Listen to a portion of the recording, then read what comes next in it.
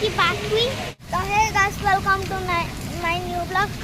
आज मु आसी घटंगा देखो अरे कितने पानी एडे आसे देखो कि मुना ब्रिज ता तळ दिखे तो ताना पापड़ देखो कि मिली झरना एडी सरे भाई आप देखो मिला झरना कि झरना है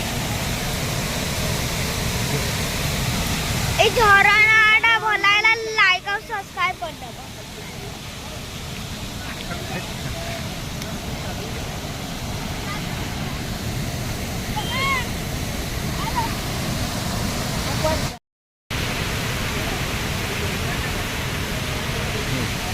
चलो झरनाटा देखिला हेडी आदि भी आसु जे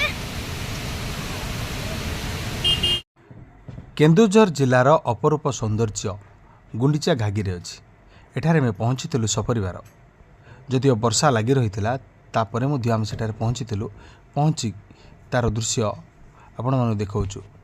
एठारे आम पहुँचीलु पहुँचला पर आम जाकि देखिलु जे झरणार पानी किभली पड़ुला। सेठी बहुत लोक भी आसते वर्षा पाग सत्वे मध्य अनेक लोकों समागम होता।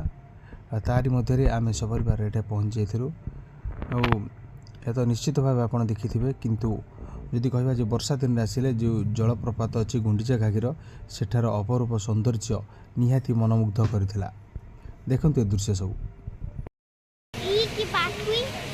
कौन बर्तमान आम आसी पहुँचु गुंडीचा घागीरे स्टार्ट कर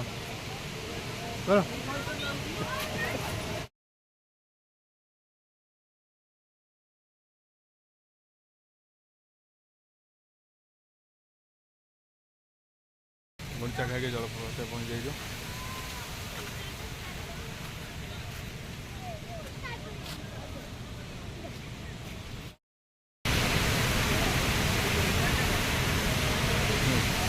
चलो झरनाटा देखिला हेडी आदि भी आसु जे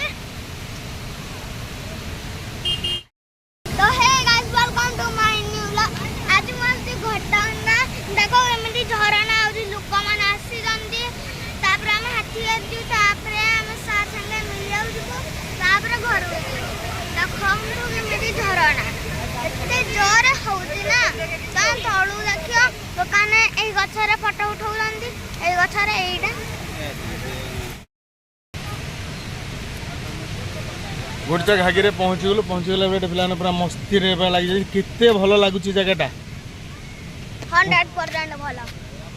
हाँ ठीक ठाक हेटा भाई ठिया रे लंडा उलिया चैताडा देखी तो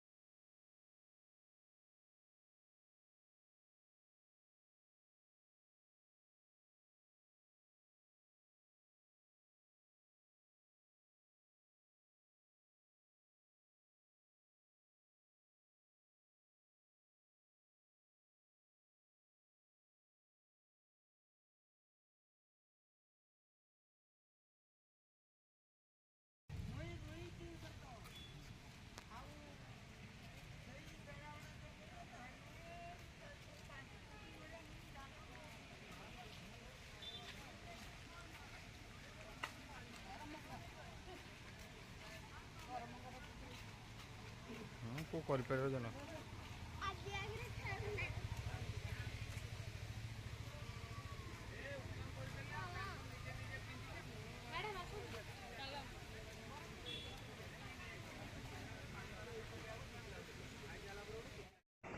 ଗୁଣ୍ଡିଚା ଘାଗିରେ ପହଞ୍ଚିଲା ପରେ ଆମେ ଜଳପ୍ରପାତର ଅପରୂପ ଦୃଶ୍ୟ ଦେଖିଥିଲୁ।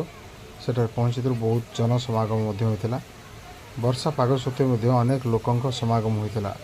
ଦେଖନ୍ତୁ ସିଧାସଳଖ ଦୃଶ୍ୟ, ଯେହେତୁ ବର୍ଷା ଦିନ ଥିଲା, ଉପର ମୁଣ୍ଡରେ ଅଧିକା ବର୍ଷା ହୋଇଥିବାରୁ ପାଣି ମଧ୍ୟ ବଢ଼ିଥିଲା। ତେଣୁ ଦେଖୁଛନ୍ତି ଯେ କେଉଁ ଭଳିଆ ପାଣି ପଡ଼ୁଛି। ଆଉ ସେ ଦୃଶ୍ୟ ମଧ୍ୟ ଆମେ ଅନୁଭବ କରିଥିଲୁ। ସେଠାରେ କିଛି ସମୟ ଅଟକି ଯାଇଥିଲୁ, କିଛି ସମୟ ଅଟକି କ୍ୟାମେରା ଲେନ୍ସରେ ଫଟୋ ଉତ୍ତୋଳନ କରିଥିଲୁ। ଦେଖନ୍ତୁ କେତେ ସୁନ୍ଦର ଦୃଶ୍ୟ।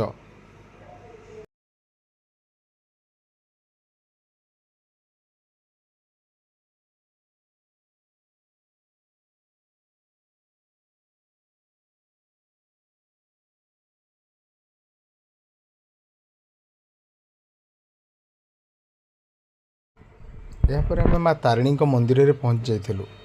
ବର୍ଷା ହେଉଥିଲା, ତାରି ମଧ୍ୟରେ ମାଆଙ୍କର ଦର୍ଶନ କରିସାରିଥିଲୁ। ଯେହେତୁ ମନ୍ଦିର ଭିତରେ ମୋବାଇଲ ମନା ଥିଲା, ବାହାରେ ଫଟୋ ଉତ୍ତୋଳନ କରିଥିଲୁ, ତାପରେ ଘରକୁ ଫେରିଥିଲୁ।